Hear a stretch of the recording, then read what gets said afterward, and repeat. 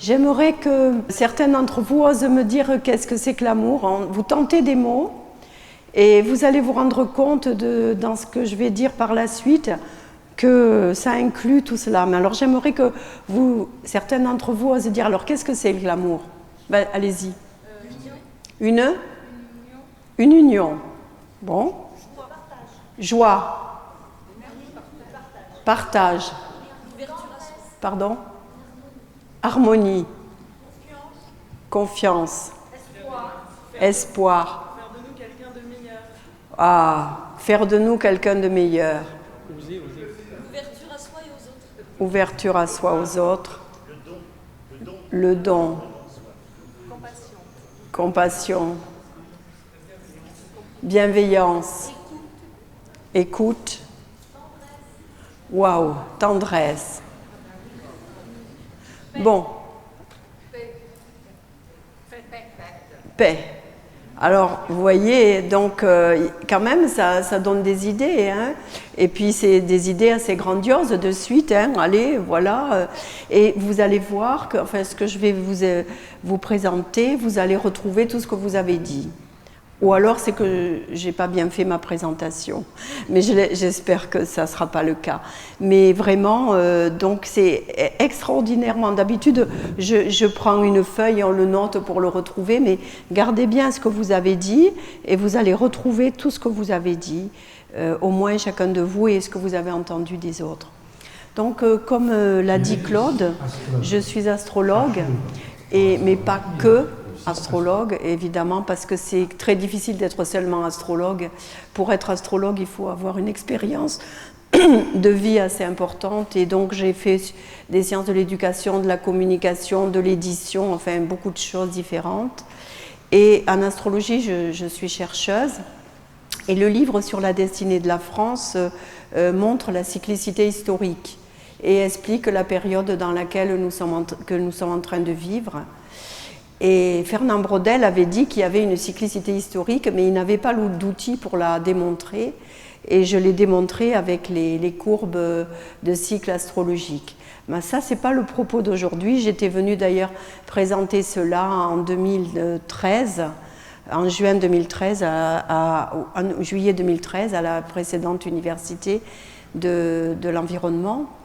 Et aujourd'hui, on va parler d'amour. Et vous voyez, c'est vraiment dans la suite de ce que nous avons entendu des deux précédents conférenciers qui ont beaucoup parlé d'amour. Et je dis qu'il y a une harmonie dans ce programme qui est harmonie, hein, quelqu'un a dit harmonie pour amour.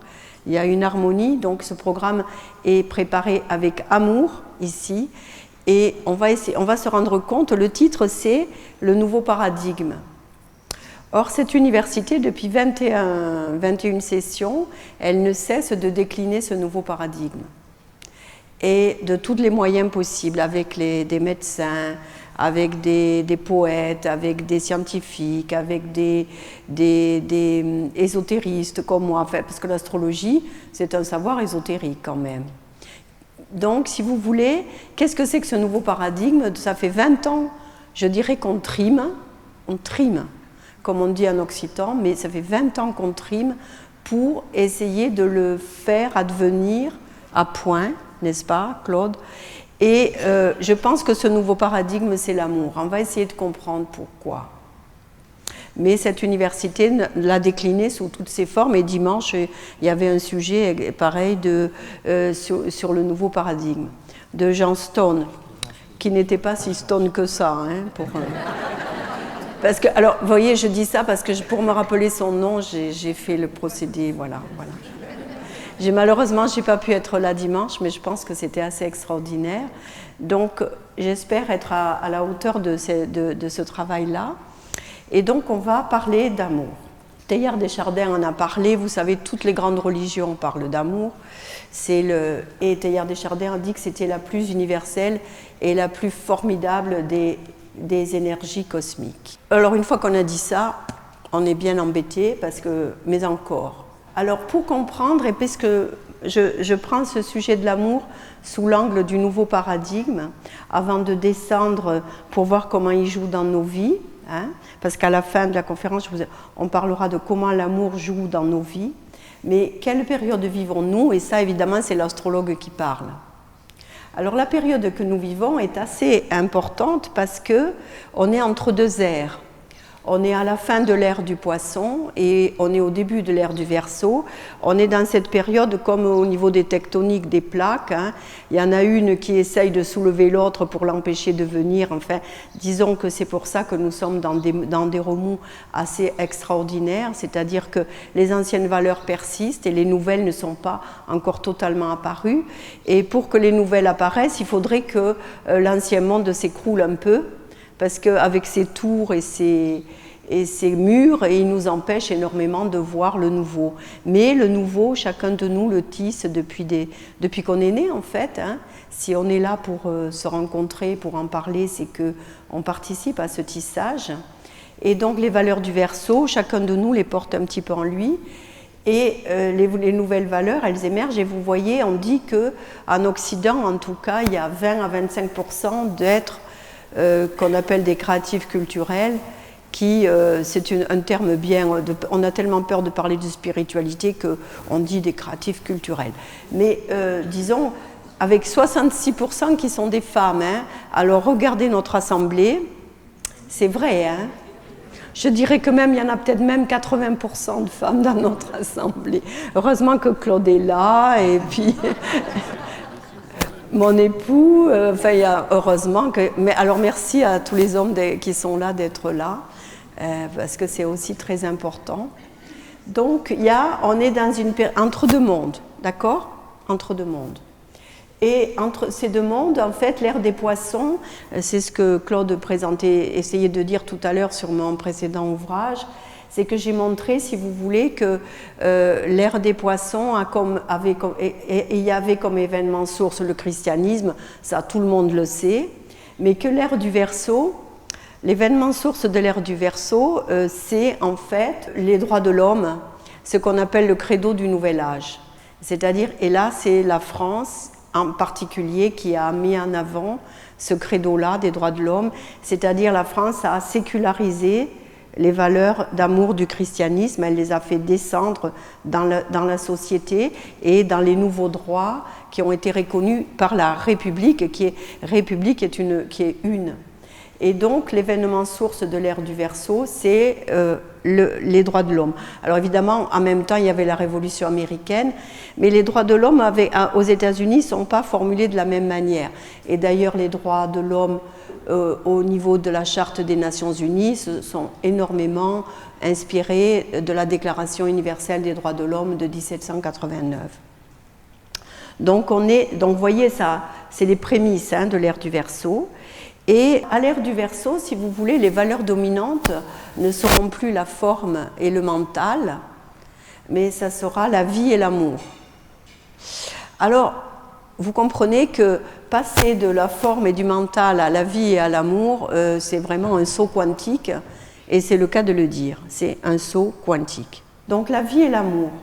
Alors qu'est-ce que c'est que la vie et l'amour? Mais ça, si vous voulez, c'est tout le sujet de mon livre, c'est que je me suis dit que puisque l'astrologie marche, c'est qu'il y a quelque chose derrière, il y a des lois fondamentales qui sont efficientes dans l'univers, et donc j'ai essayé d'aller les chercher à la source.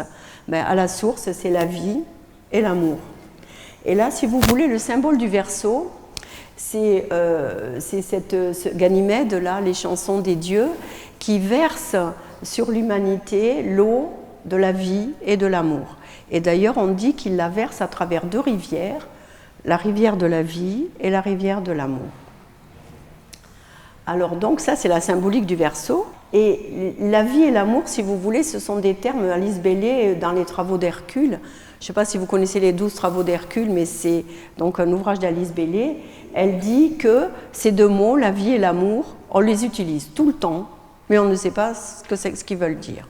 Et d'ailleurs, mais on le sait quand même inconsciemment, hein, mais c'est-à-dire que vous avez vu tout à l'heure, je vous ai posé une question, ben, chacun de vous, généreusement, a fourni des expressions pour parler de l'amour. Donc c'est vrai que c'est tellement riche que ça mérite qu'on les travaille. Donc c'est ces deux mots qu'on emploie constamment, mais pour lesquels il faut amener des concepts. Et dans mon livre sur l'amour au-delà de la rencontre, je pose ces concepts en m'inspirant beaucoup évidemment des travaux d'Alice Bailey. Alors, qu'est-ce que c'est que l'amour? Alors, d'abord, qu'est-ce que c'est pas? Ben, l'amour, c'est ni un sentiment, ni une émotion. Bon. Ensuite, ce n'est pas non plus un désir, ni un motif égoïste. C'est la force supérieure qui guide les mondes. Ça, on est tous à peu près d'accord là-dessus, une force supérieure qui guide les mondes et qui conduit, alors suivez bien la progression, à l'intégration, à l'unité, à l'inclusivité. Et tout à l'heure, la précédente conférencière nous a bien parlé d'amour et d'intégration, d'unité, d'inclusivité. Et donc, vous voyez, c'est une force supérieure qui guide les mondes, qui conduit à l'intégration, à l'unité et à l'inclusivité. Tout à l'heure, quelqu'un a dit unité. On est d'accord? Vous voyez? Donc, vous savez ce que c'est que l'amour. Simplement, il faut prendre le temps, à un moment ou à un autre, de le poser et de se rendre compte qu'il est une réalité vivante dans nos vies et que donc quand on perd l'unité, on perd l'amour. Vous voyez? Alors, la dernière proposition d'Alice Bailey, elle dit que c'est même l'amour qui pousse la déité à l'action, c'est-à-dire que Dieu même, ou les dieux travaillent avec amour, que c'est l'amour qui les motive. Donc c'est un vaste chantier, donc ça c'est, si vous voulez, mon hypothèse de départ. Dans mon livre, je suis partie de ça et j'y suis allée pour démontrer comment ça marche et comment ça fonctionne. Alors donc, qu'est-ce que la vie? Qu'est-ce que l'humain? Et qu'est-ce que l'amour? Et donc, certaines personnes me disent que mon livre mériterait un autre titre parce que c'est vrai que normalement, mon livre devrait s'appeler « Qu'est-ce que la vie? Qu'est-ce que l'humain? Qu'est-ce que l'amour ?» Mais c'est tellement énorme que je me suis dit, c'est un petit peu, voilà, ça paraît un petit peu trop ambitieux au sens pas forcément généreux ou amoureux. Donc j'ai préféré rester dans la rencontre. Donc qu'est-ce que la vie? Mais la vie, de toute façon maintenant, depuis le nouveau paradigme qui peu à peu s'impose, c'est que la vie est une et que tout procède du un et tout y retourne. Et là, nous avons, avec de ce fameux dessin de Vasarely, exactement la réalité quantique, le départ du 1 dans le multiple, et tout part du 1 et revient au 1. Et en fait, comme astrologue, j'ai la chance d'avoir les outils pour voir comment ça procède. Et c'est vrai qu'en astrologie, avec la croix, on a un formidable outil de compréhension du monde. C'est-à-dire qu'on est dans la vie incarnée, par conséquent on est sur une croix, et on vit dans une polarité. Si vous voulez, le pôle moins pourrait être le pôle matière, et le pôle plus pourrait être le pôle esprit ou énergie. C'est-à-dire que la double réalité quantique qui est les particules, ça serait en haut, et la réalité, les particules, ça serait en bas, et l'énergie, ça serait en haut. Donc on vit dans un monde de polaire, mais c'est par cette verticale que nous sommes reliés à l'unité d'une certaine manière, donc c'est par le pôle plus que nous sommes reliés. C'est des mathématiques toutes simples. Alors, vous voyez, quand on fait des mathématiques, en fait, on fait de la métaphysique. Souvent, mais on ne le sait pas. Et même pas les mathématiciens des fois. Alors là, la réalité, si vous voulez manifester, c'est le symbole de la réalité manifestée, c'est la croix. C'est-à-dire que l'énergie verticale se manifeste sur une horizontale, et donc là, on a le symbole de la manifestation. Or, nous sommes des êtres, la vie même se manifeste et prend une forme. Et le symbole, c'est la croix. Ensuite, les précédents conférenciers en ont parlé amplement. Au niveau le nouveau paradigme, il est vraiment quantique, en fait. C'est-à-dire que la réalité a 3 composantes. Elle n'en a pas que 2. Elle n'a pas qu'un pôle esprit et un pôle matière. Elle a une 3e composante, c'est justement la résultante entre les deux. Or, chaque fois, si vous voulez qu'il y a un dualisme entre l'esprit et la matière, naît la conscience. Or, les êtres humains, nous ne sommes pas venus pour essayer de retrouver l'unité, nous sommes venus pour incarner l'unité dans la matérialité. Donc nous sommes venus incarner l'esprit dans l'existence incarnée d'un être humain et sans essayer, tout en essayant de retrouver la lumière. Donc en fait, il ne s'agit pas tant que de retrouver cette lumière pour être dans la béatitude, parce que si on est dans la béatitude, on s'installe sur un divan, Et puis on y reste. Et puis on attend que le temps passe. Mais on n'est pas venu pour être dans la béatitude, on est venu pour se mouiller dans l'expérience de l'existence. Et donc on a 3 composantes, l'esprit ou le sens, qui ordonnance et qui unifie. L'autre, c'est la matière, et entre les deux, c'est l'énergie ou la conscience. En fait, ce que je vous montre là, c'est une théorie de la conscience. Et ça, c'est Alice Bailey l'exprime très très bien, c'est-à-dire la conscience, c'est le 3e pôle qui surgit grâce à la dualité. C'est-à-dire que nous-mêmes, nous prenons conscience chaque fois que nous sommes en crise. Nous sommes en crise, non pas parce qu'il faut qu'on souffre parce qu'on est sur Terre, mais nous sommes en crise pour en sortir et pour amener une nouvelle conscience, une nouvelle vision et une nouvelle unité. Donc la crise nous amène la conscience. C'est pour ça d'ailleurs, c'est au centre de la croix. Le centre de la croix, c'est la crise, c'est le lieu de la crise, c'est-à-dire quand quelqu'un me dit en consultation astrologique je suis à la croisée des chemins, bon, je sais qu'il est au centre de la croix et qu'il se dit oh là là, comment je fais, et si je continue je vais souffrir, mais je ne peux pas m'arrêter comme ça. Enfin, vous voyez, quand on est en crise, c'est qu'on est en pleine recherche d'un nouvel état de conscience qui va inclure, nous faire voir les choses autrement et qui vont nous guérir des souffrances dans lesquelles nous sommes. Donc les 3 composantes de la réalité sont l'esprit, l'âme et la matière, et chaque fois, si vous voulez, c'est un taux vibratoire différent. Blavatsky, il y a 150 ans, disait que l'esprit, c'est de la matière à son taux vibratoire le plus haut, et que la matière, c'est de l'esprit à son taux vibratoire le plus bas. Et donc, avant même Einstein, elle le savait, elle connaissait la réalité quantique et elle avait commencé à nous l'exprimer. Je ne me suis pas trompée? Non? C'est ça, Jeanne? Ouais. Bon. Donc, les 3 composantes de la vie, j'aime bien les montrer dans un triangle parce que je pense que le triangle, ça c'est les triangles chers à l'astrologie ésotérique et aux travaux d'Alice Bailey, mais le triangle en même temps, ça permet de montrer la triplicité de la vie. En fait, la vie, il faut qu'on se sorte de la dualité par une triplicité. Et donc, quand on se sent pris dans une dualité, il faut toujours chercher le 3e terme. Et là, les 3 composantes de la vie, c'est donc la forme, la partie la plus matière, manifestation. La plus haute, c'est la vie, le sens, l'esprit, comme vous voulez l'appeler. Mais je vous ai dit que j'allais vous expliquer de façon assez simple ce que c'était que la vie. Ben là, vous voyez que la vie, c'est le pôle le plus élevé. La forme, c'est le pôle le plus bas. Et au milieu des deux, nous avons la conscience, l'énergie ou l'âme. L'âme et âme et amour, ça a la même étymologie, donc on a là les 3 composantes de la vie. Donc ça y est, maintenant on sait ce que c'est que la vie. Alors c'est facile, vous refaites un triangle et vous le retrouverez. Et vous pouvez y mettre d'autres noms, selon ce qui vous anime. Par exemple, on pourrait dire que c'est la grande dame de l'univers qui est en haut, la petite âme qui est là. Enfin, on peut utiliser différents termes. Mais il s'agit toujours de mettre une sorte de hiérarchie au sens de hiérarchie symbolique, parce que c'est toujours l'énergie qui détermine la forme. Ok? Alors ensuite, quelles vont être les composantes de l'être humain? L'être humain, en fait, il est triple aussi. L'être humain, au sens au plus bas, il a une personnalité. On va le définir tout à l'heure, sa personnalité.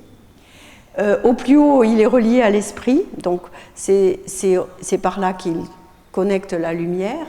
Et au milieu, il a son âme incarnée qui fait le lien, parce que l'âme qui s'incarne, elle fait le lien entre la personne et l'esprit.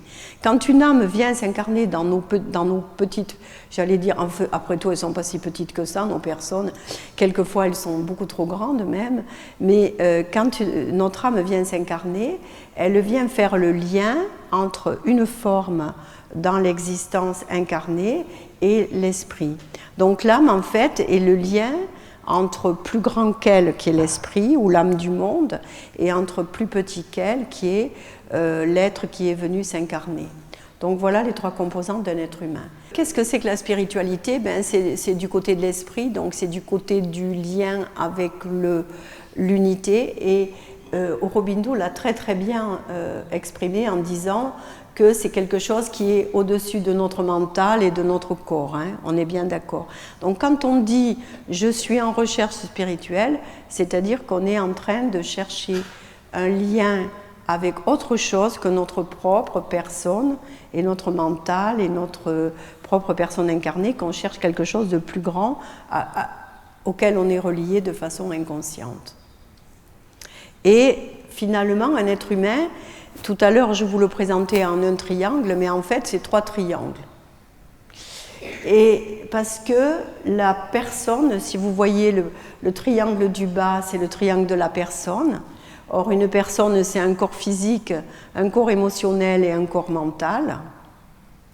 Ensuite, notre âme, c'est à la fois un mental inférieur, mais aussi un mental supérieur qui est relié plus haut au triangle de l'esprit. Et le triangle de l'esprit, c'est ce qu'on appelle le corps bouddhique ou christique, qui est lui-même relié à l'atmique et à l'âme du monde.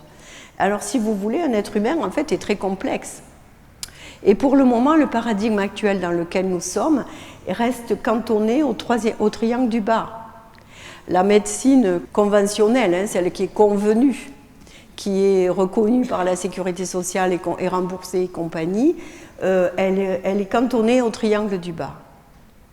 Et ce que travaille cette université depuis 21 ans maintenant, c'est essayer de comprendre les composantes au-dessus de ce triangle-là, qui ne fonctionnent pas pareil, et qui fonctionnent selon des valeurs plus grandes et plus lumineuses d'une certaine manière, c'est le triangle de l'âme. Et en fait, donc un être humain, si vous voulez, il est composé de tout cela, mais il édifie ses corps à partir du bas, c'est-à-dire comme à l'image d'un bébé, si vous voulez, notre évolution, elle est comme à l'image d'un bébé qui doit édifier ses corps, et jusqu'à 30 ans, ça c'est ce que je fais avec l'astrologie, jusqu'à 30 ans on construit son mental avec des études supérieures, et puis de 30 à 60 ans on essaye de libérer son âme, de libérer notre mental avec les valeurs qui nous sont inspirées par notre âme, et après 60 ans en principe on essaye de retourner à l'unité de la meilleure manière qu'on peut avec le service qu'on peut donner aux autres. Alors, en fait, ça se passe comme ça, l'évolution. C'est-à-dire qu'à l'image d'un bébé, il faut construire son corps physique, puis son émotionnel, puis son mental, et puis son mental concret inférieur, puis le mental concret supérieur. Là, c'est les études supérieures, hein, voilà. Et puis ensuite, donc en fait, nous, on passe notre temps comme Sisyphe. Vous savez, le mythe de Sisyphe, c'est ça. On passe notre temps à se construire et à remonter ces triangles. Vous voyez l'idée? Grâce à ce schéma, si vous voulez, on a, parce que le haut d'un triangle correspond au bas du suivant. Vous avez compris dans quel sens ça marche? C'est-à-dire que, si vous voulez, ça passe comme ça. 1, 2, 3, 4, 5, 6, 7. En fait, c'est une valse. Voilà. C'est une valse, hein, et je pense, on pourrait y mettre un rythme, 1, 2, 3, et puis quand on est au 3, on donne un bon coup de pied, puis on fait 3, 4, 5, et puis à nouveau 5, 6, 7. Alors bon, et si vous voulez, on peut donner un âge. Nous avons un âge biologique, tous, mais nous avons un âge spirituel. Si vous êtes d'accord avec cela. Et ça, c'est très peu dit, très peu exprimé, très peu... c'est assez délicat d'ailleurs à avancer parce que c'est secret, c'est difficile à discerner et c'est au sein de notre conscience, en nous-mêmes, que nous pouvons peut-être nous donner un âge. Et dans mon livre, j'essaye de donner des repères pour l'âge de notre conscience. Donc nous avons un âge biologique et un âge de notre conscience. Et ça explique beaucoup de difficultés d'enfants qui arrivent dans ce monde, dans des familles biologiques, ils sont venus chercher cela de toute façon, hein, dans des familles biologiques particulières, mais qui ont une âme de conscience extrêmement différente de la famille dans laquelle ils sont. Mais ils sont venus justement expérimenter cela pour faire évoluer les choses. Et donc on peut trouver les différents âges de l'amour, on va les trouver, si vous voulez, je peux les mettre dans un tableau. Et vous retenez l'idée, hein, 1, 2, 3, le premier triangle, et puis 4, 5, voilà, on retape sur 3, 3, 4, 5, 5, 6, 7. Donc on double le troisième chaque fois. Là, le premier âge, c'est l'âge physique, et on retrouve les besoins, les appétits physiques. Et vous savez comment ça s'appelait? C'est une forme de l'amour, hein. C'est les différents noms de l'amour en grec. Les Grecs savaient cela, puisqu'ils avaient donné différents noms à l'amour, et ils appelaient ça porneia. Ah, vous avez compris, hein, c'est de là que vient pornographique. C'est-à-dire que quand l'amour est uniquement réduit au physique, c'est de la pornographie, tout simplement. Vous voyez, notre langage est extrêmement riche et c'est ce qu'il exprime est conscient. Donc, au niveau émotionnel, au niveau des émotions, l'âge, c'est le pathos, c'est l'amour-besoin. Alors, vous voyez, nous avons des médias qui font dans le pathos permanent. C'est-à-dire que c'est l'émotion, quoi. L'émotion, l'émotion, l'émotion. On saute sur l'émotion et donc on est dans le pathos, c'est-à-dire dans l'émotionnel qui tourne et qui retourne et qui nourrit nos peurs. Ça, c'est le deuxième âge. Ensuite, le troisième âge, c'est le mental concret. Alors, le mental concret a un avantage, c'est qu'il permet d'individualiser quelqu'un. Il fait la différence entre moi et toi, entre moi et l'autre, mais il n'inclut pas l'autre quand même. Il différencie moi et l'autre. Moi, c'est moi et toi, c'est toi. Hein. Et toi, t'es toi surtout. Et donc, en fait, si vous voulez, on est dans le mental concret qui est extrêmement intéressant parce qu'il individualise.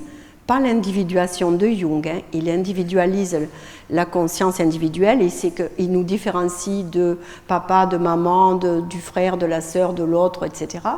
Mais en même temps, il nous sépare. Il n'est pas inclusif, il est séparatif.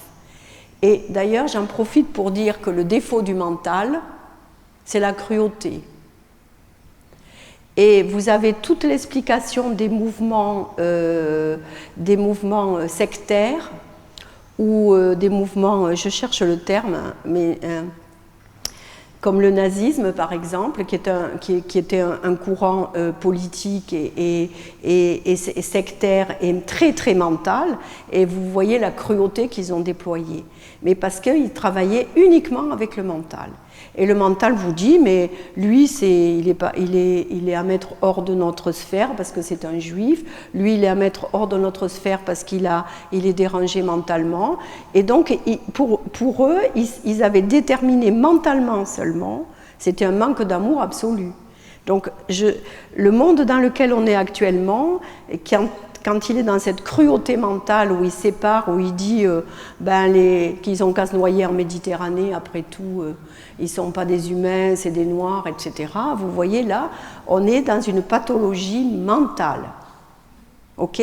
Vous entendez un peu ce que disent ici ou là les chefs d'État populistes en Italie ou ailleurs. On est en train d'aller vers cette pathologie sociale extrêmement grave où on essaye d'embarquer les gens à dire qu'est-ce qui est bien et qu'est-ce qui n'est pas bien. Donc le mental est important, mais il est insuffisant. Alors par contre, quand on tombe au niveau 4, le niveau 4, on commence à rentrer, si vous voulez, dans l'âme, dans l'aspiration de l'âme, dans une conscience de l'unité, et c'est là que, si vous voulez, on fait rentrer l'autre dans notre espace, l'autre existe, et là c'est l'amour éros, hein, d'où le terme magnifique érotisme. Donc vous voyez que la pornographie et l'érotisme, on le comprend, la différence, c'est-à-dire que l'érotisme inclut l'autre, tandis que la pornographie prend l'autre comme un objet de plaisir. Vous voyez ? Donc là, au niveau de l'âme, on est dans l'éros, et au niveau de l'âme, en fait, si vous voulez, c'est ce qui est en train de vivre notre civilisation, c'est-à-dire que l'ère des poissons avait comme but que nous ayons une conscience individuelle, et alors que l'ère du Verseau a comme but que nous rentrions dans la vie de l'âme. Ce qu'il y a, c'est qu'on y rentre les uns après les autres à mesure de notre évolution et que c'est pas simple parce qu'il y a certainement guère plus de 20 à 25% d'êtres dans ce monde qui vivent déjà au niveau de leur cœur et de l'âme. Donc il faut aussi inclure les autres qui ne sont pas encore là et donc on ne va pas pouvoir se sauver tout seul. Hein. Sinon, on se sauvera ailleurs dans l'autre monde, mais pas sur cette terre. Donc il y a l'idée de l'âme, si vous voulez, dès qu'on rentre dans la vie de l'âme, on appelle ça le 5e règne. Mais je fais une petite parenthèse, je pourrai répondre à vos questions tout à l'heure. Alors au niveau du mental supérieur, on rentre dans une conscience de groupe et dans une vision supérieure de l'ensemble. C'est ce qu'on fait. En fait, l'écologie, c'est ça. L'écologie, si vous voulez, ça intègre tout l'autre comme vivant. L'autre animal, l'autre la nature, l'autre la terre, l'autre mon frère, etc. Donc l'écologie, c'est déjà intègre l'âme. Et le mental supérieur, on a une conscience de groupe et on est dans Philia, l'amour-amitié, ou dans Storgé, qui est l'amour-tendresse. Qui c'est qui a dit tendresse tout à l'heure? C'est pour ça que j'étais contente d'entendre. Vous avez dit tendresse, hein? Oui, vous voyez. Donc on est là, déjà au niveau 4, on est dans fais aux autres ce que tu aimerais qu'ils te fassent. C'est-à-dire on n'est plus dans ne fais pas aux autres ce que tu n'aimerais pas qu'ils te fassent. Ça c'est le niveau inférieur. Mais on leur fait ce qu'on aimerait qu'ils nous fassent. Et là, quelqu'un tout à l'heure disait que l'amour, c'est apporter. Qu'est-ce que vous disiez? Apporter. L'ouverture à soi et aux autres. Oui, ouverture à soi et aux autres. Ouais, vous voyez, hein, vous le savez tout ça. Et donc, là, le mental supérieur, on est déjà en rapport avec le plan bouddhique. Alors évidemment, le plan bouddhique, si vous voulez, c'est le plan christique. Donc c'est le plan de l'aspiration spirituelle et on est dans harmonia. Quelqu'un a dit harmonie tout à l'heure. Vous voyez? Donc vous voyez, vous savez tout ça. Ou dans dévouement, compassion, quelqu'un a dit compassion. Personne n'a dit dévouement, mais je crois avoir entendu compassion. Voilà. Alors si vous voulez, justement des plans supérieurs, c'est pas quand on a des intuitions, en fait c'est des énergies. Quand on a des intuitions, c'est des énergies qui nous viennent des plans supérieurs. Et par conséquent, il faut toujours écouter son intuition plutôt que son mental. Parce que l'intuition nous dit « fais ça », et le mental nous dit « ouais, mais si tu fais ça, ça va faire ceci, puis cela ». Puis alors, il vous embrouille, on est dans l'embrouille totale, et du coup, on est ficelé dans son mental, quoi. Donc voilà les 7 plans. Alors évidemment le plan atmique, seuls les maîtres y arrivent, hein, c'est le plan de la sagesse, celui qui saisit le dessein. Alors évidemment ça serait bien si nos chefs d'État ou nos députés, eux, je mets EES quand même, il y a des femmes, étaient dans cette saisie du dessein. Malheureusement, ceux qui sont dans la saisie du dessein, on les met sur des croix. Et jusqu'alors, enfin, espérons que ça ne va pas, ou on les fustige. Mais la saisie heureusement qu'il y a des gens qui saisissent le dessein et qui sauvent notre âme en sauvant les autres, par exemple, alors que nos lois sont en train d'être bafouées au niveau européen, par exemple. Donc, si vous voulez, la saisie du dessein, qui l'a? Et on l'a de temps en temps par intuition. Il faut se faire confiance, parce que tout à l'heure, la précédente oratrice disait bien qu'il fallait se relier à la lumière. Quand on essaye de se relier à la lumière, on essaye de se relier au plan supérieur et donc au dessein, en fait.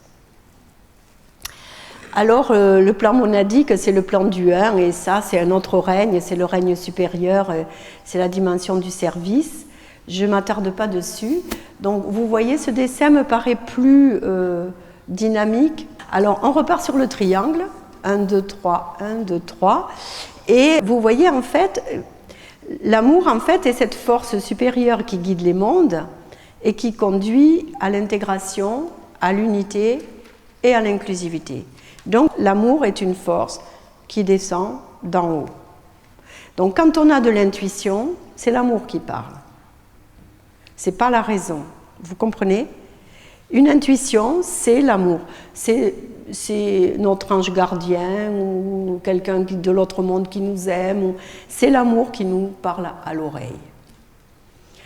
Et comment il fonctionne et comment ça... Alors c'est ça que j'ai essayé de comprendre. Comment ça marche?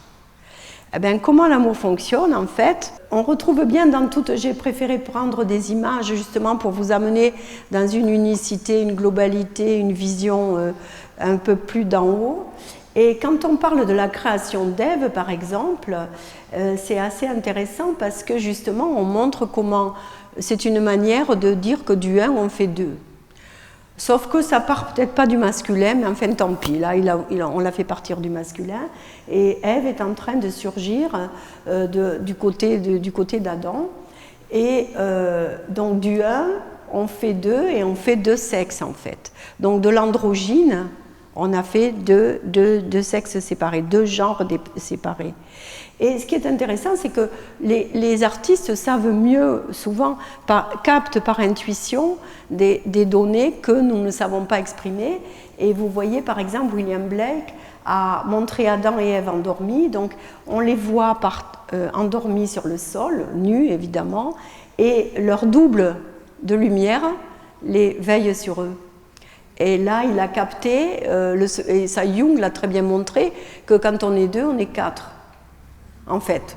Donc vous voyez, ça complique l'affaire parce qu'il y a les deux qui sont incarnés, ils se débrouillent comme ils peuvent, ils ne comprennent rien à ce qui leur arrive. Il faut qu'ils arrivent à retrouver la conscience unifiée pour comprendre ce qui leur arrive. Ils s'aiment mais ils ne savent pas pourquoi. Et leur double rigole, quoi. Leur double dit, bon, allez, laissez-les expérimenter, ils vont finir par comprendre à mesure. Et en fait, c'est ce qu'on fait sur Terre. Hein. En fait, on a nos doubles lumineux, mais on se débrouille comme on peut. Et donc là, on a capté ça. Et vous savez que normalement, on disait que quand l'amour tombe, quand on tombe amoureux de quelqu'un, on reçoit les flèches de Cupidon. Et on disait qu'il y avait deux flèches, l'une pour envoyer l'amour et l'une pour l'enlever. Donc il faut imaginer que l'amour peut venir et il peut repartir. Et ça, on ne veut pas le savoir. Oh, pardon, ça va? Et donc l'amour peut venir et puis il peut repartir. Et c'est pas dramatique, mais on en fait un drame évidemment, parce que c'est douloureux et c'est difficile, on va comprendre. Donc deux flèches, et vous voyez Apollon et Daphné par exemple, on voit qu'ils sont Apollon poursuit Daphné, mais qui c'est qui est à l'œuvre derrière? Un ange qui leur envoie quelque chose. Donc on voit bien que l'amour, si vous voulez, est guidé par des mondes supérieurs, invisibles, avec l'idée d'une flèche qu'on envoie, donc c'est quelque chose qui nous tombe dessus. Et d'ailleurs, on parle aussi de coup de foudre. Hein? Et donc la foudre, d'où elle vient la foudre? Elle vient d'en haut. Hein? Voilà. C'est une énergie qui tombe du ciel. Et donc, comment on peut comprendre que l'amour peut se manifester par un coup de foudre? Eh bien, parce que tout d'un coup, ça descend. Et la pente est raide, là, pouf, ça descend, et ça nous tombe dessus, et dans nos petits corps physiques, alors évidemment, tous les corps sont ébranlés, parce que quand l'amour nous tombe dessus, c'est comme un coup de foudre, même si on ne ressent pas que c'est un coup de foudre, mais tout est ébranlé. Et donc, c'est pour ça qu'on confond l'amour avec l'émotionnel, parce que notre émotionnel, on est dans tout notre émoi, dans tous nos émois. Le physique aussi est ébranlé, on n'a plus faim ou on mange trop, on ne sait pas très bien. La boulimie ou les enfants qui sont boulimiques ou qui ne mangent pas, c'est un problème de pathologie par rapport à l'amour. Et donc, on est complètement ébranlé. Donc, l'amour descend. Ok ? Et en fait, nous, on pense qu'il descend d'un pôle plus à un pôle moins comme la foudre. Et en fait, c'est plus subtil que ça, parce que finalement, l'amour, il est là pour aider les êtres. En même temps, il y a la polarité homme, femme, vous voyez sur l'horizontale. Or, nous, l'amour, on le manifeste sur l'horizontale, dans notre vie incarnée. Et donc, quand l'amour nous tombe dessus et tombe entre deux êtres, mon hypothèse, si vous voulez, c'est que l'univers se dit, tiens, si j'envoie de l'amour à ces deux êtres-là, ça va les aider à grandir, ça va stimuler chacun à devenir meilleur, à grandir. C'est ce que vous aviez dit tout à l'heure. Hein. L'amour nous aide à croître et à devenir meilleur. Et en fait, si vous voulez, c'est pour ça que, en principe, tout le monde peut le recevoir à un moment ou à un autre. Quelquefois, on a peur et donc on se protège et on ne veut pas trop recevoir ce qui nous arrive. Mais mon hypothèse, quand les gens m'appellent et me disent « mais il m'arrive un drame, je suis tombée amoureux de quelqu'un alors que je suis mariée depuis tant d'années et tout », mais qu'est-ce que vous voulez dans ce cas-là? Il faut vraiment suivre ce qui se passe. Hein, parce que si l'amour vous tombe dessus, c'est qu'il y a quelque chose que vous aviez oublié en chemin. Et donc il faut suivre ce qui se passe pour peut-être revenir à vivre l'amour dans son couple habituel ou peut-être pas, mais il faut suivre là où est l'amour, parce que quand il n'y a plus d'amour, c'est la mort en fait. Parce que l'amour, c'est l'énergie supérieure qui guide les mondes, et donc quand il n'y a plus d'amour entre deux êtres, il n'y a plus rien à vivre. Et c'est parce que l'amour nous dit qu'il y a quelque chose à vivre ou pas. Vous comprenez? Et en fait, on le vit, l'amour nous aide finalement, amène chacun à se dépasser, à s'élever. C'est-à-dire que quand on aime, on a envie d'être meilleur et ça nous oblige et ça nous stimule à devenir meilleur, à nous élever, à nous sortir des fonctionnements antérieurs et des grosses drames et difficultés et des pathologies transmises par la famille. Parce que la famille nous transmet des pathologies pour nous donner du travail. Hein. Si vous voulez, mon hypothèse comme astrologue, c'est que quand quelqu'un naît dans une famille, il vient chercher sa pathologie. Donc c'est toujours pathologique une famille. Et on ne va pas s'en défaire comme ça. On ne va pas couper avec la pathologie. On va la transformer. On va l'éclairer, lui amener la guérison d'une certaine manière. Donc en fait, l'amour nous aide chacun à nous élever, à devenir plus grand. Et c'est pour ça qu'en fait, il y a 3 niveaux d'amour, en fait. Moi, je vous en ai trouvé 7 tout à l'heure. Mais on peut voir qu'il y a 3 niveaux d'amour. Quand on reste au niveau de la personnalité, l'amour, c'est de la passion. Et par conséquent, c'est la guerre de position. Or, nos sociétés se font encore la guerre parce que nous vivons uniquement au niveau des personnes et au niveau des territoires. Et le nationalisme vu comme possession d'un territoire n'est ni plus ni moins qu'une pathologie sociale du fait qu'on reste au niveau de la personne et donc du territoire. Et la passion, la guerre de position, ça c'est les heurts de personnes, et ça arrive tant qu'on est en vie, tant que nous avons une personne, il y a toujours des guerres de position. Donc c'est pas si facile de... si vous voulez, quand l'amour nous tombe dessus, on croit que tout est fini. Or en fait, tout commence. On croit que ça y est, on y est arrivé. Mais non, on n'y est pas arrivé. Mais là, on est prêt à monter, à gravir la colline. Alors il faut au contraire se mettre en ordre de marche et y aller, quoi. Vous voyez l'idée? Et donc, en bas, c'est les guerres de position. Et quand on aime suffisamment quelqu'un, ou qu'on aime suffisamment ce qu'on fait, on arrive à dépasser les guerres de position, on arrive à dépasser l'opposition à l'autre, et on arrive à rentrer dans le compagnonnage ou dans l'union des âmes à laquelle tout le monde aspire. Parce qu'au niveau des âmes, il n'y a pas de heurts. Au niveau des âmes, il n'y a qu'un accord spirituel, si vous voulez. Mais on n'y est que quelques instants par jour seulement. Hein. Il faut avoir beaucoup d'humilité et enfin, voilà, c'est difficile à maintenir. Hein. Et puis au niveau, l'amour inconditionnel, il est en haut, effectivement. Alors pour être dans l'amour inconditionnel, il faut avoir édifié tous ces corps de manifestation, il faut être arrivé au mental supérieur et au corps bouddhique, qui est l'amour christique. Et le premier qui est arrivé, c'est le Christ, justement. Lui, et vous avez vu comment il a terminé. Donc, c'est pas si facile d'y arriver. Hein.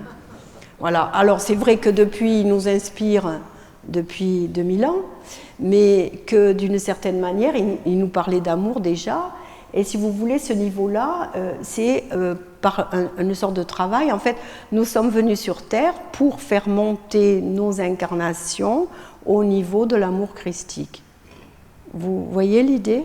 D'ailleurs, l'échelle de Jacob, qui voit les âmes, ça c'est dans une église de Namur en Belgique, et cette échelle de Jacob, je la trouve extraordinaire. C'est-à-dire, c'est les âmes qui montent et qui descendent. En fait, c'est le travail que nous avons à faire dans l'incarnation, en fait. Les âmes descendent et elles remontent. Et à mesure, elles doivent... Vous voyez, c'est un escalier, hein, c'est pas si facile. C'est plus facile à descendre qu'à monter.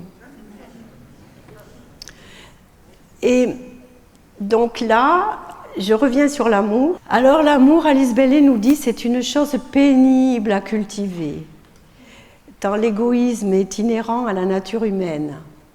C'est vrai, hein?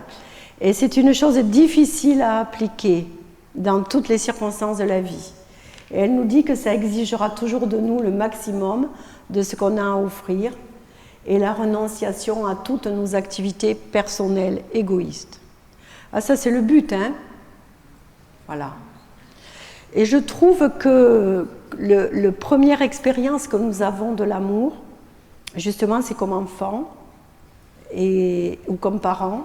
Mais vous voyez, l'un versus l'autre. Comme enfant, c'est l'amour qu'on reçoit. Et ensuite, comme parent, c'est l'amour qu'on donne. Et là, c'est là où, dans cette expérience, l'amour est mis à rude épreuve. Et c'est là qu'il est vraiment, il appelle l'amour inconditionnel. Hein. L'idéal pour un enfant, c'est que son père ou sa mère l'aime de façon inconditionnelle. Mais il faut aussi respecter les parents, c'est des humains. Hein. Ils ne sont pas tous inconditionnels, ils ne sont pas dans l'unité encore. Ils sont dans leur expérience, ils ont leurs difficultés. Et donc, quand on le voit selon les âges, on va conclure là pour un petit peu supporter que vous fassiez votre petit voyage à vous dans l'amour. Selon les âges, je pense que l'amour parent-enfant est vraiment de cette nature aspire à l'inconditionnel. Hein. Vous avez vu l'autre jour cette image de ce père qui traverse le Rio Grande, qui a mis sa petite fille dans son maillot de corps en espérant qu'elle ne va pas se noyer, elle non plus. Ils se sont noyés tous les deux. Là, on est dans l'amour inconditionnel. Vous voyez, le père essaye malgré tout de sauver sa fille, mais comme il ne peut pas se sauver lui, elle ne peut pas se sauver non plus. Et l'amour inconditionnel parent-enfant, on le voit par la Sainte Famille, mais je trouve ça idiot d'appeler la Sainte Famille, mais la famille comme triade. Hein, vous voyez, là, vous avez posé quelque part l'amour inconditionnel. D'ailleurs, c'est magnifique hein, comme tableau, ça, cette nativité. Là, je trouve que dans nos sociétés, nous, on nous met juste des triangles avec un petit garçon qui tient une petite fille par la main. Mais l'amour est vraiment l'incubateur de la croissance.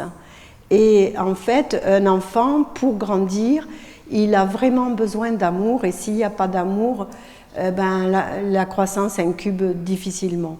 Donc l'amour est vraiment un incubateur de croissance. Et c'est vrai que dans l'enfance, on travaille au niveau physique, émotionnel et mental beaucoup trop, beaucoup trop. On ne travaille pas suffisamment pour les enfants au niveau supérieur parce qu'il y a des enfants, on est obligé de dire qu'ils sont suractifs, qu'ils sont, enfin, vous voyez, qu'ils sont inadaptés à l'école, mais c'est l'école qui est inadaptée à eux.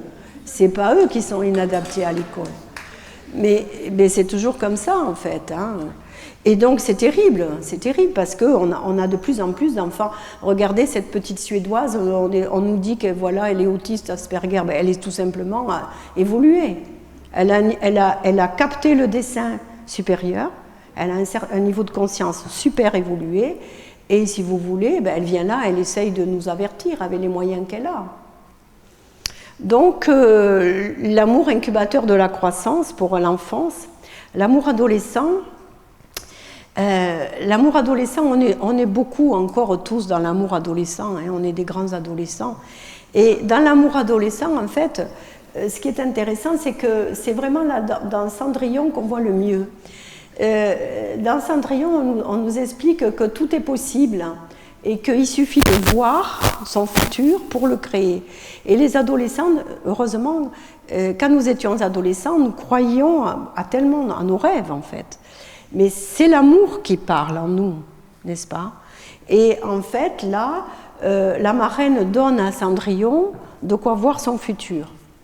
Alors Cendrillon voit son futur, elle le voit, et il la voit d'ailleurs, son futur la voit. Ils se rencontrent, et voilà, on se rencontre et on est saisi. Vous voyez, l'amour tombe, quoi. Mais c'est la baguette de Cendrillon qui amène ça, la baguette de la fée. C'est-à-dire, la baguette de la fée, c'est l'énergie supérieure, ok? Et là, d'accord, ils se sont vus, mais à minuit, c'est fini. Ça, c'est l'incarnation, hein? Ok, on est des âmes bien reliées à l'univers et tout, on a trouvé son prince, on a trouvé sa princesse, mais il faut aller nettoyer la maison. Et ça, on y est tous, le quotidien, on y est tous. Cendrillon, là, auprès du foyer, c'est notre quotidien, hein, en fait. Alors on doit continuer, on doit faire acte. Quelqu'un a dit confiance. Hein, tout à l'heure pour amour, oui, et on doit faire acte de foi et de confiance. Et bien Cendrillon, elle est revenue chez elle et tranquillement, elle a continué à faire ce qu'elle avait à faire. Qu'est-ce qu'a fait le prince? Lui, le prince, il a rassemblé tous ses valets, tout ce qu'il a pu mettre à son service, et il a fait un chemin long, lent, difficile, et il a décrété avec son mental, je vais essayer la chaussure à toutes les femmes, comme ça je ne peux pas la rater. C'est son mental qui a travaillé. Mais vous voyez, c'est l'image du mental qui essaye de rejoindre l'amour. Donc il met tout en œuvre pour rejoindre l'amour.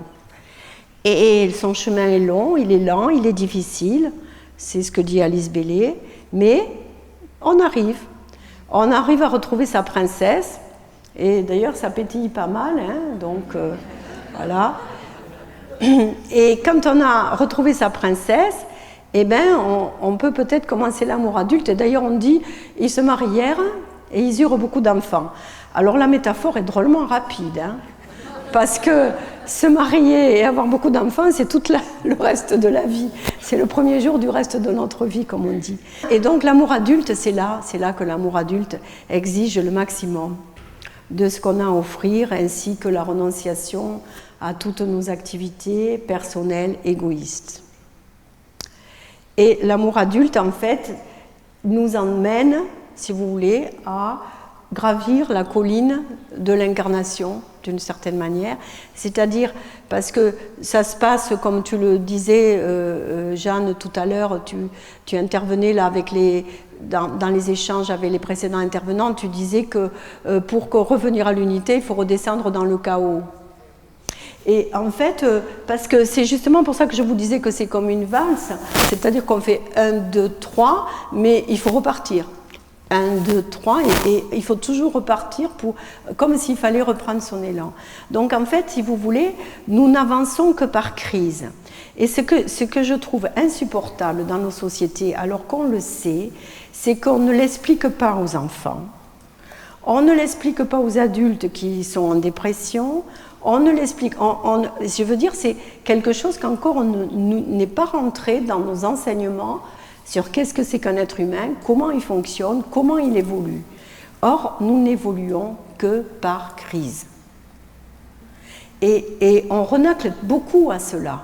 Hein, moi-même, pareil, hein, quand je suis en crise, je me dis, mais mince, alors, ça ne va pas du tout. Ben oui, ça ne va pas. Parce qu'il fallait repartir un peu au charbon, quoi. Vous voyez ? Et donc, là, on monte comme ça, vous voyez, tac, tac, tac, mais il faut redescendre pour monter. Voilà. C'est Sisyphe. Le caillou doit repartir. Donc, de la passion, on doit aller vers l'amour inconditionnel. C'est le chemin de tout être humain, en fait. Hein ? Et je voudrais je termine là-dessus, et qu'on réfléchisse comment, comme communauté nationale et comme communauté universelle, comment nous, humanité, nous avançons et nous évoluons. En fait, si vous voulez, l'idée c'est que comme humanité, on est un. L'humanité est une. Et cette humanité qui est une, la France l'a très bien posée au moment où elle a créé la République, parce qu'elle a dit unité, indivisibilité. La République, si vous voulez, est l'emblème de l'humanité. Ok ? unité, indivisibilité, avec liberté, égalité, fraternité, qui sont en fait les 3 idées sœurs de l'ère du Verseau. C'est les 3 idées majeures de l'ère du Verseau. Et on ajoutait à l'époque fraternité ou la mort. Ça veut dire quoi? Ça ne veut pas dire, parce que comme depuis on nous a seriné la Révolution française analogique à la terreur, etc. On entend un ancien président de la République qui dit que c'est vraiment terrible, que des gens comme Danton et Robespierre, on ne devrait plus en parler. Je crois que c'est surtout des gens comme lui dont on ne devrait plus parler. Parce qu'il y en a marre qu'on nous mette en avant en permanence des raisonnements fallacieux, émotionnels, émotifs. Et quand on parle de la Révolution française, qui est, Sri Aurobindo dit, la Révolution française, c'est des hommes c'est 1400 êtres, c'était que des hommes hein, au début, 1400 hommes qui ont pendant en fait, en 2-3 mois, ils ont renvoyé aux orties 8 siècles de servage. Bon, c'est énorme. Donc, si vous voulez, ça a été une énorme énergie qui a après sombré dans la terreur, mais les êtres qui avaient capté par en haut, en fait, des éléments comme l'abbé Sieyès ou d'autres, comme Danton, comme Robespierre, qui après, ben, ils sont humains, ils ont fait un peu n'importe quoi par moment, mais c'était pas si facile, ben, ils disaient fraternité ou la mort, parce que si nous ne sommes pas fraternels, les uns à l'égard des autres, nous mourrons. Vous voyez l'idée? C'est pas si tu es pas mon frère, je te tue. C'est si je te considère pas comme mon frère, je vais mourir avec toi. Vous voyez l'idée? Voilà. Et donc ça, je voulais qu'on s'en rende compte parce que comme Français, nous en sommes responsables. Et je voulais vous faire remarquer que ce bateau s'appelle l'Aquarius. Bon, ça fait longtemps on l'a arrêté, maintenant ça en est un autre, mais Aquarius, c'est le Verseau en anglais.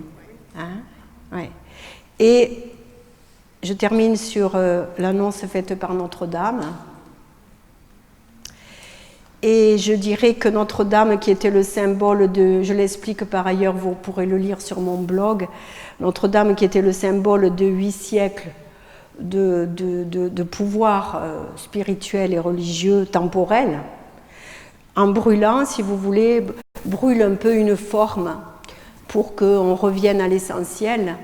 Et hier, justement, il y a eu devant Notre-Dame alors que vous êtes ici et qu'on est ici à se retrouver, devant Notre-Dame, il y a un petit groupe de gens qui se sont réunis en honneur à cette jeune pilote de bateau qui a sauvé des migrants en Méditerranée, et ils l'ont appelée Notre-Dame de l'Europe.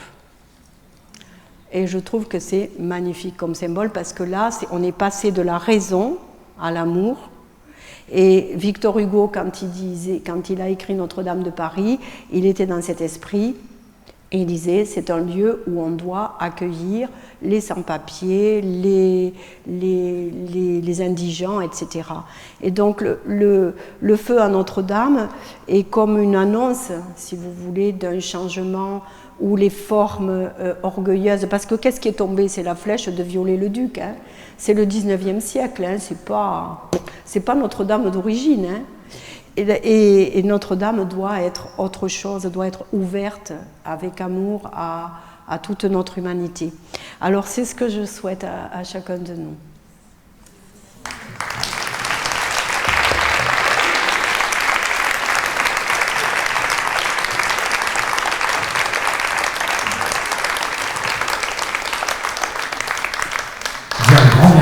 Franchement, pour cette belle conférence que vous nous avez présentée, et le sujet, effectivement, ouvre des portes très larges pour qu'on puisse prendre conscience de ce qu'est véritablement l'amour, non pas avec le petit A, mais vraiment avec le grand A.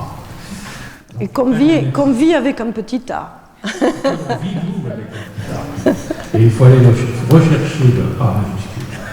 Donc, à vous la parole pour poser des questions. Oui, j'aimerais bien votre vie, hein, c'est pas que des questions, c'est intervenez parce qu'ensemble on co-crée de l'amour. Vous voyez l'idée. Et donc, c'est pas, moi j'ai pas réponse à tout, hein, mais vous avez des réponses.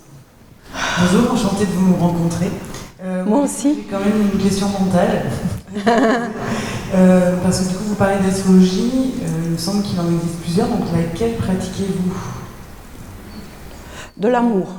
De l'amour, de l'amour, de l'amour. Je ne connais pas du tout Alice Bellé, donc... Non, pratiquer l'astrologie d'Alice Bellé, on y arrivera dans 2000 ans. Donc, si vous voulez, humblement, je monte la colline et je pratique une astrologie de l'âme, c'est-à-dire que ce qui me dirige, c'est l'idée que la liberté absolue de chaque âme, de faire son parcours librement, à la vitesse où elle veut le faire, sans les malmener. Et donc, ce qui me dirige, c'est une loi vraiment d'amour, c'est-à-dire que l'autre est libre d'avancer. Si je peux l'aider, je l'éclaire. Donc, c'est une astrologie de l'âme. Merci Franchon pour cette superbe conférence. Alors, quand tu as parlé des différents âges de l'amour, de 1 à 7, oui. Moi, ça m'a fait flasher avec ce que j'écris dans mon livre, les différents niveaux de conscience, voilà. De la conscience individuelle à la conscience de l'être. Et il y a 7 niveaux aussi. Oui. Donc, j'ai retourné à réfléchir à ce que tu as dit et ce que j'ai dit. On peut aller peut-être plus loin, on ne sait pas. Mais je pense que ça fait des années qu'on le dit. On s'est rencontrés ici il y a je ne sais pas combien d'années. Et si tu veux, je pense, en fait, les âges de l'amour, c'est les âges de la conscience, en fait. Et si tu veux, je pense, là, ça rejoint les modèles orientaux. C'est-à-dire que la science actuelle dans laquelle tu travailles, toi, rejoint. Là, c'est Bellé qui propose les 7 niveaux. Moi, je ne fais que les traduire, si tu veux. Mais je pense que c'est important de se rendre compte que nous avons un âge de notre conscience. Et quand nous avons un problème avec quelqu'un, c'est qu'on n'est pas au même niveau de conscience. Quand on dit qu'on est sur la même longueur d'onde avec quelqu'un, c'est qu'on est au même... La longueur d'onde, c'est la vibration de notre conscience. Et d'ailleurs, c'est le Verseau, hein. Et donc, en fait, je dirais que toi et moi, on est sur la même longueur d'onde. On est sur la même longueur d'onde. Alors moi, tous les triangles que tu montres, la représentation en triangle, moi je l'utilise pour la science des matériaux ou en biologie, et effectivement, les 3 pôles, ça peut être l'origine de la matière, le deuxième pôle, les propriétés, ou l'autre, la structure, et que si on touche un des pôles, tout l'ensemble est bougé. Et quand tu parlais de l'amour qui tombe, qui ébranle tous les niveaux, et c'est normal, ça branle tout. Et ensuite, il va y avoir un autre niveau de compréhension. D'abord, ça met le chaos. Ça met le chaos d'abord. Il ne faut pas avoir peur du chaos. Ah oui, parce que si on a... C'est vraiment le cadeau de comprendre que la crise ou le chaos, c'est un moment crucial de notre vie qui va nous permettre d'augmenter notre niveau de conscience et de nous rapprocher de nous, surtout, de notre être. Et c'est pour ça que l'amour, en fait, il nous ébranle pour justement nous faire sortir de l'état dans lequel on est, quoi. Quand on est enfant, il nous sert, c'est de l'incubation. Il nous fait grandir. Plus ou moins bien, mais on grandit quand même. Mais ensuite, il faut toujours suivre l'amour, c'est-à-dire suivre ce qu'on aime, faire ce que l'on aime. L'amour de soi. Oui, faire ce que l'on aime et l'amour de soi, quoi. Ouais. Alors j'entends, il ne faut pas rester dans le chaos. Eh bien, si le chaos, on le prend en conscience, on sait qu'on a quelque chose à comprendre et à changer, eh bien, on ne subit pas, et alors là, on change. Ça se passe comme... Non, mais il ne faut pas rester dans le chaos, mais moi j'appelle ça aller au charbon. Ouais, aller au charbon, c'est... ou bien se mouiller, si vous voulez. C'est-à-dire qu'on peut regarder, par exemple, je me dis que dans la vie, il faut s'occuper de tout ce qui nous regarde, en fait.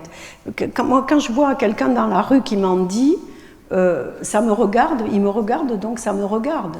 Vous voyez, je le vois, donc ça me regarde. Et donc il y a quelque chose, ça m'interroge. Et donc c'est un chaos qui est là devant moi. Qu'est-ce que je fais pour ce chaos-là? Vous voyez.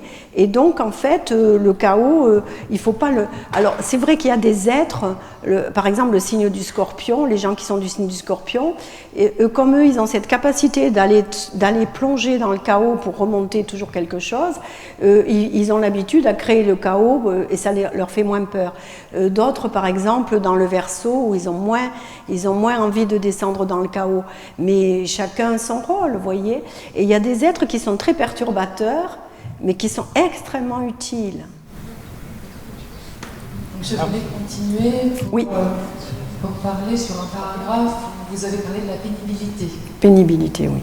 Voilà, et j'avais envie de faire un rajout par rapport à comment traverser, c'est le propos du moment, comment traverser ce chaos et comment maintenir un état d'amour et comment s'en servir, s'appuyer dessus.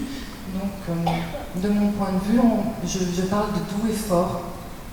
De doux et fort pour accompagner les émotions négatives qui nous viennent dans la relation à l'autre, dans la relation à nous-mêmes, et également, puisqu'il y a le niveau continuel, pour ensuite revenir à l'état de calme et à la conscience de joie et d'amour. Qu'est-ce que vous faites? Vous utilisez quelle technique? Vous êtes sophrologue ou qu'est-ce que vous faites? J'utilise mon don. Oui. Qui est un don de guérisseuse des âmes. Ah voilà, guérisseuse. Oui, mais votre don, vous utilisez la lumière et vous faites pénétrer la lumière, vous la faites descendre et vous la faites pénétrer. C'est intéressant, comme vous dites, un doux et fort. Hein? Un doux et fort, oui. C'est joli comme idée. Alors effectivement, il faut amener de la bienveillance, c'est joli l'idée de doux et fort. Mais ça dépend, il y a des êtres qui sont perturbateurs. Si vous voulez, par exemple, en ce moment, on a un grand perturbateur mondial, c'est Trump. Hein. Et si vous voulez, il n'est pas là par hasard, mais c'est extrêmement dangereux, quoi. Mais il n'est pas là par hasard, parce qu'à force de nous mettre la perturbation, si on ne veut pas plonger dans le chaos qu'il est en train de nous mettre, eh bien on le laisse faire, quoi. Donc il y a bien quelque chose pour arrêter ce chaos-là. Et donc faisons des doux efforts pour remettre de l'ordre dans le chaos. C'est joli votre expression, je trouve. Ouais. Vous citez assez souvent Sri Aurobindo. Oui. Et donc, à quel étage vous mettez le supramental de Sri Aurobindo? Ah oui, eh bien, écoutez, je pense que vous avez la réponse. Hein. Le supramental de Aurobindo, il est au-dessus du mental et il est donc dans le corps bouddhique christique en fait. Hein. Donc c'est le triangle du haut. Le supramental, on le passe dans le triangle médian et alors entre le mental inférieur et le mental supérieur. Alors est-ce que le supramental c'est du mental supérieur ou au-dessus ? Mais c'est du mental qui est irrigué par l'amour. Vous savez, quand on dit que les êtres, il y a des pensées, par exemple, nous pouvons avoir des êtres extrêmement intelligents, qui arrivent à des fonctions importantes, qui sont très intelligents, qui comprennent tout, qui ont réponse à tout, qui sont capables d'animer tous les débats que vous voulez, mais qui n'ont pas de cœur. Ils ne sont pas irrigués par l'amour. Donc ils ont un mental qui fonctionne à plein, ils ont fait l'ENA, ils ont travaillé leur mental, mais leur conscience n'est pas dans le supramental. Donc en fait, bon, si vous voulez, ils pataugent et ils nous créent du chaos. Et donc le supramental est de toute façon au-dessus du mental qui divise. C'est du mental supérieur qui unifie, qui agit dans le sens de la République, une et indivisible. Hein, et ça, c'est des valeurs que nous n'avons pas encore fait descendre. Et Sri Aurobindo a écrit des textes sur la Révolution française qui sont extraordinaires. Il se trouve que j'ai écrit La destinée de la France sans connaître Sri Aurobindo. Puis on m'a invité à Auroville pour parler de la destinée de la France. Et voilà que, parlant de la destinée de la France à Auroville, il y a quelqu'un qui vient m'offrir un livre de Aurobindo, des choix de textes d'Aurobindo, l'avenir de la Révolution française. Il dit la même chose, ou plutôt, je dis la même chose que lui. Et ce qui m'a fait dire que, sans doute, que j'avais été inspirée par son âme. pour travailler. Vous voyez, je me suis dit, tiens, j'étais inspirée par Sri Aurobindo sans le savoir. Voilà. Est-ce que vous pouvez nous dire 2 mots sur Alice Bailey et puis expliquer aussi ce mot atmique, parce que je ne connais pas. Mais atmique, c'est les 3. Vous savez qu'au niveau en Inde, on dit Atma, Buddhi, Manas. Hein, c'est les 3. Atma, c'est la grande dame du monde, c'est l'unité. Hein. Buddhi, c'est un niveau un petit peu inférieur, et Manas, c'est le mental. Et les êtres humains, qui sont des humains, mana, ça vient du sanskrit, qui veut dire les hommes, le mental.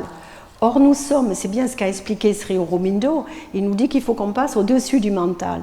C'est-à-dire que le but de l'être humain, c'est de sortir du mental, et d'ailleurs, c'est pour ça qu'Alice Bailey croyait qu'avec la Seconde Guerre mondiale, on allait vraiment passer à autre chose, parce que là, on était dans la pathologie maximum du mental, avec les nazis et autres, j'allais dire, régimes autoritaires. Si vous voulez, c'est l'excès du mental. C'est-à-dire, c'est des gens qui se croient intelligents, qui croient qu'ils ont tout compris, et qui nous disent comment il faut faire. Eh bien, ça, c'est jamais bon. Et en fait, c'est la Deuxième Guerre mondiale, c'est le grand choc de l'humanité avec la pathologie du mental, qui a fait 40 millions de morts. Hein? Pardon? Maintenant, on est encore plus loin.